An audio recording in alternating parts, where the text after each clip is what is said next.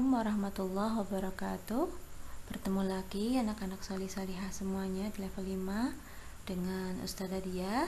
Hari ini kita akan belajar di tema yang kedua, subtema 2 dan subtema 3, yang intinya tentang bagaimana gangguan organ pernafasan dan juga cara memelihara organ pernafasan kita.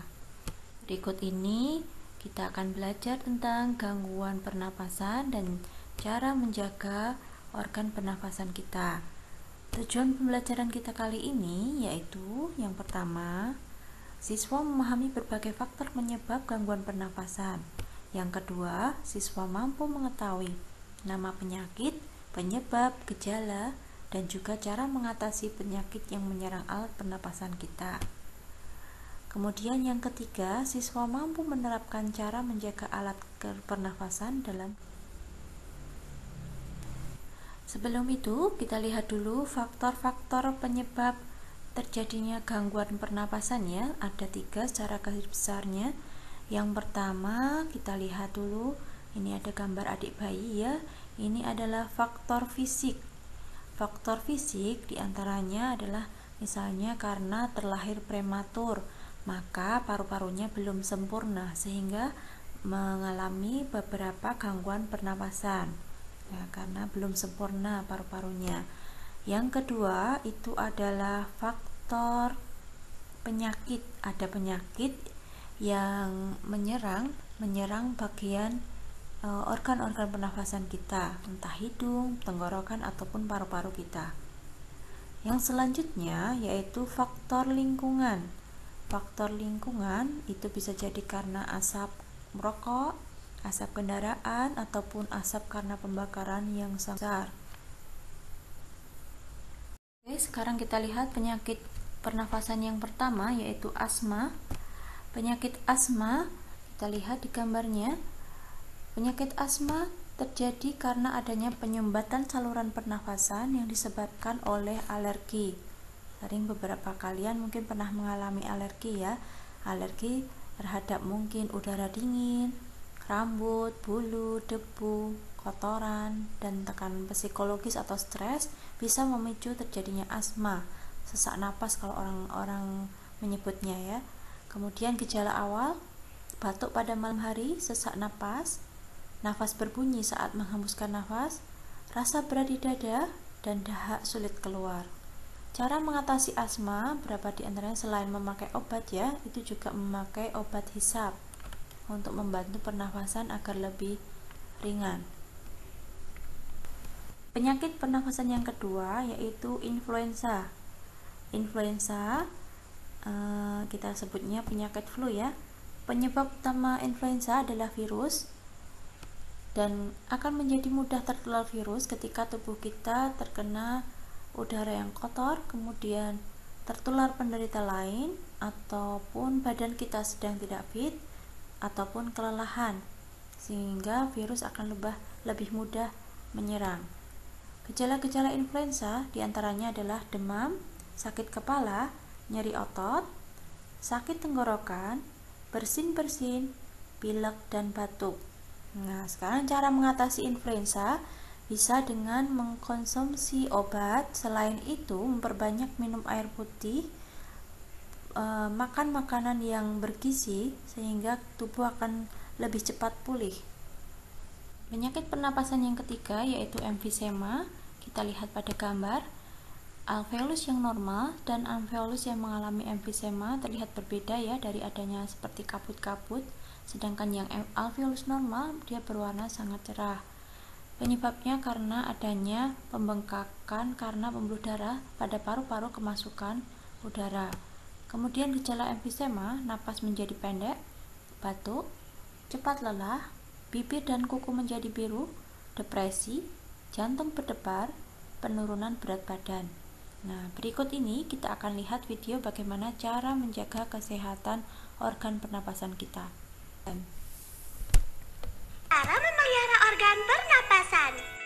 Cara memelihara organ pernapasan yang pertama, menjaga dan merawat kesehatan organ pernapasan kita lakukan dengan cara olahraga secara teratur. Olahraga dapat menyehatkan organ pernapasan. Memakan makanan yang bergizi.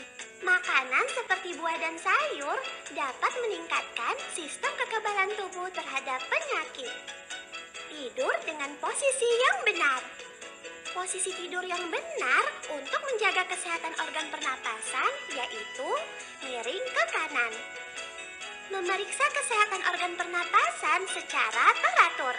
Organ pernapasan harus diperiksa secara teratur agar tetap sehat dan bekerja dengan baik.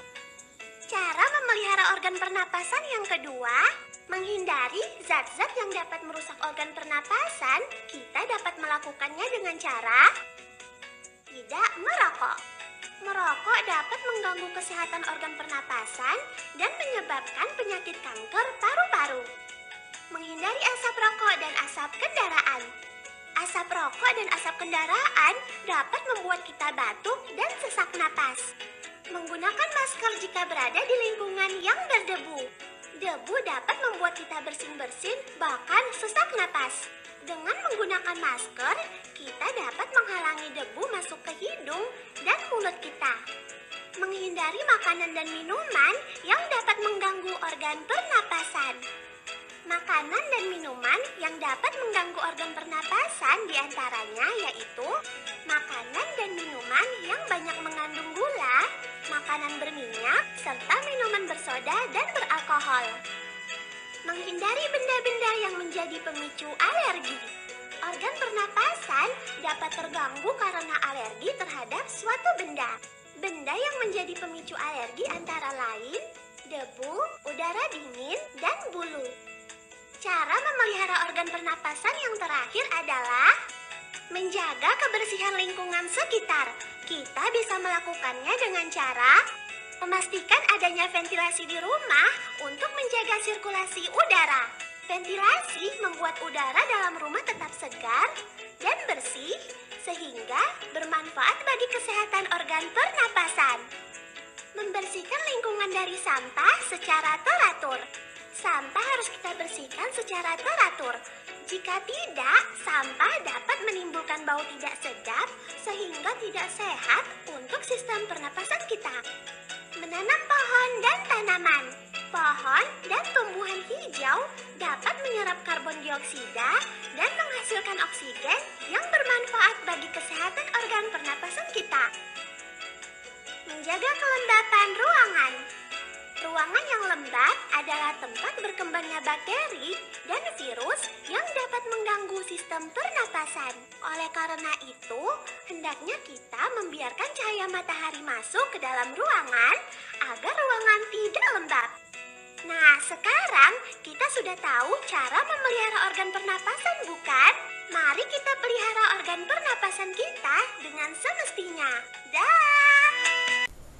Demikian tadi pembelajaran tentang gangguan pernapasan dan juga cara merawat organ pernapasan. Nah, sekarang tugas kalian yaitu buka buku halaman 80 dan 81, tema 2, kemudian carilah informasi tentang penyakit berikut. Yaitu yang pertama bronkitis. Kemudian kedua tuberkulosis. Kemudian yang ketiga, kanker paru-paru. Setelah itu jangan lupa dipoto dan dikumpulkan ya. Oke, kita lihat mutiara Al-Quran dari pembelajaran kita kali ini. Dan makanlah oleh kamu bermacam-macam sari buah-buahan, serta tempuhlah jalan Tuhanmu dengan lancar. Dan dari perut lebah itu dikeluarkan minuman madu yang bermacam-macam jenisnya, dijadikan obat untuk manusia.